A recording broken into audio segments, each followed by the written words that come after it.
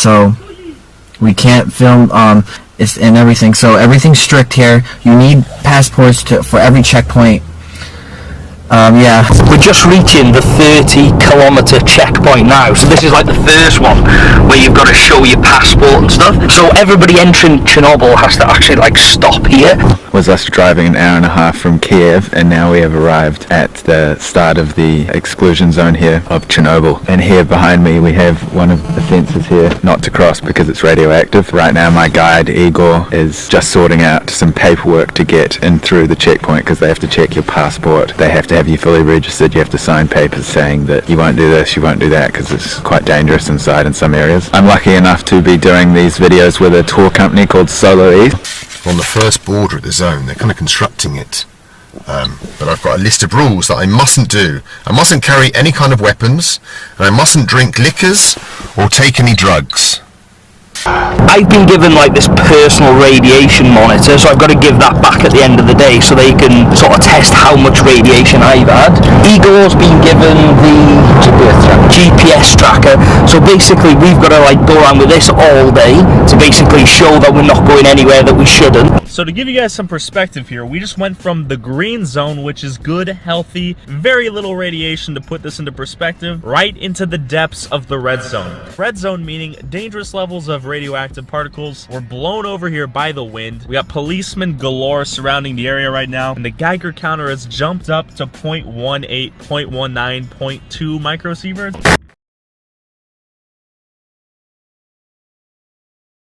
Alright, so Igor tells me some fanatical tourists, they stole these signs, planted them in this perfect little mound of sand, all to do what? To take a flashy photo for their Instagram feed. Filthy animals, I tell you. Are these American tourists you think did it? The radioactive sign, no one's got selfies of this. Not even me. This is the only selfie I took since I had my GoPro. But I think it's a good sign. We can see in this room everything that was left, like the day on the, I suppose, when they were evacuated. Nothing's changed. The pillows of the children that lay in these cots. These are the nets, obviously, that stop the children falling off. Here are their toys, left untouched since the day. Wow. This really brings it home to you, doesn't it, when you see these kind of places, just what the tragedy was, the Chernobyl tragedy. This is insane. There's all these kind of bunk beds.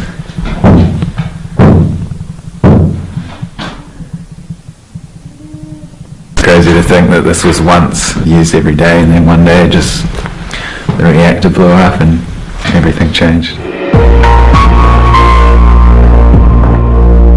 Can you believe that? The dolls from the children and stuff is right here. Look at all the debris from it too, from just naturally decaying. The stuff will fall down from the ceilings. Oh man. This is unbelievable. We're headed to the second most, basically the most dangerous radioactive territory in all of Ukraine, yeah? No. No? In the world. In the world. It's the Red Forest. We've stopped on the road not far from the reactor because I want to show you something. This is the infamous Red Forest, as it's called, or in Ukrainian it's called Rudilis. And this is the most contaminated place in the world in terms of radiation. When the explosion happened at the reactor, it drifted in this direction, and a lot of it was dumped here, a lot of the debris from the roof, and a lot of the stuff came down here, the isotopes, and landed here in this forest.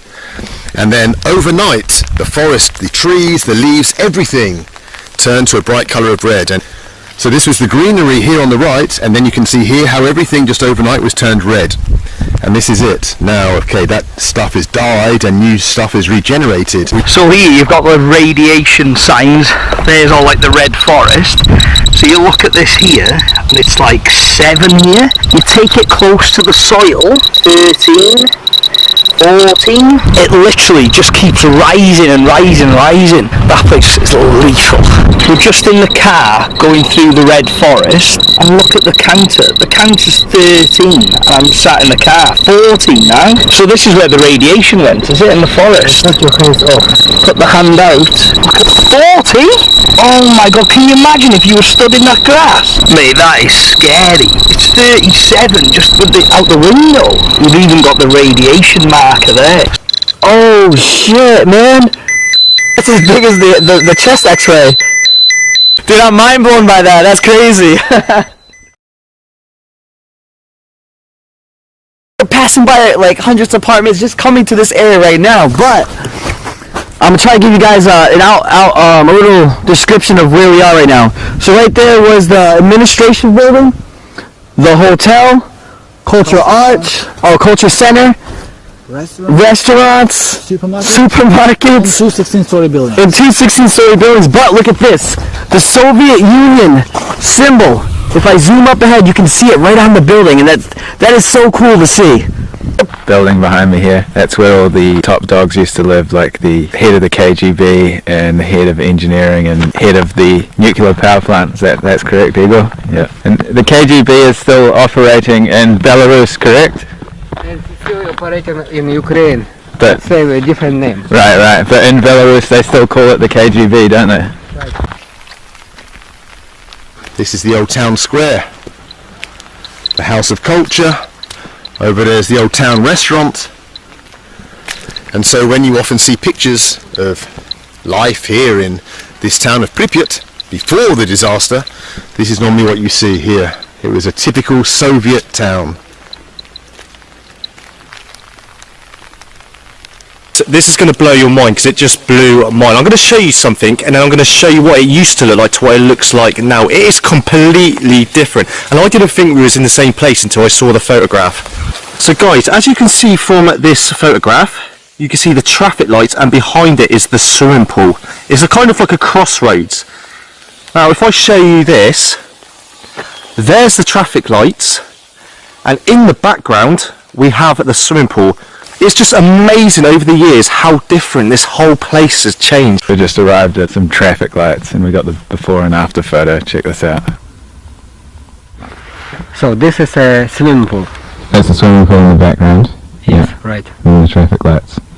And then in real life, that's what we have. Toy things and whatnot for these little kids. Oh, that is creepy right there. That's the creepy doll I'm referring to right there. Anyone who gets spooked out by horror movies, this is creepy, I gotta say. Wow.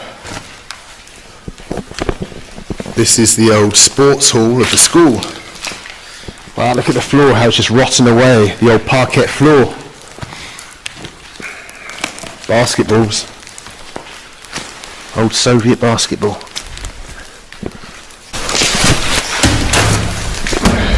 School gym, what? The wooden floor has just deteriorated. It's not even here anymore. Here on the corner of the square is the old Soviet telephone boxes. You can imagine in the past people would have come here, used what was the telephone then, and like looked out over this. It would have looked so different. Would have been life, people pushing prams, cars driving past, people coming out the restaurant, going into the House of Culture to get married, staying in the hotel, maybe even some tourists or something. 50,000 people used to live here. Now it's a ghost town. Welcome to Pripyat. So we're just entering the amusement park here. Here we have what was the shooting range, and over here we have bumper cars. But keeping in mind that none of this was ever used because it was going to be opened literally a few days after the accident. So all these bumper cars here. Up ahead here we have the Ferris wheel, which also never used.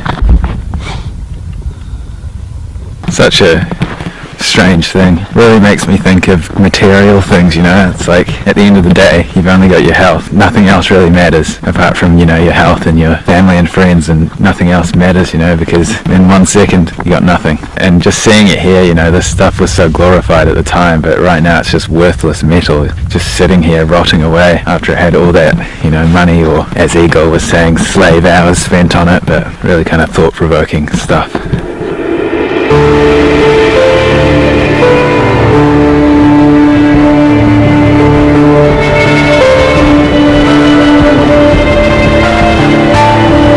So this is the amusement park.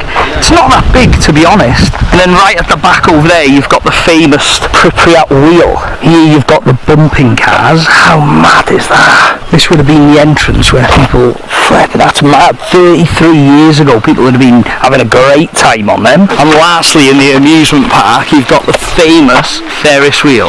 That's crazy that it's still standing. Not here, not here. Where is it? Warmer? This is it. 20, 40, 83, 87. But then if you put it to there, it goes back to 1. So how is it 2 all the way there?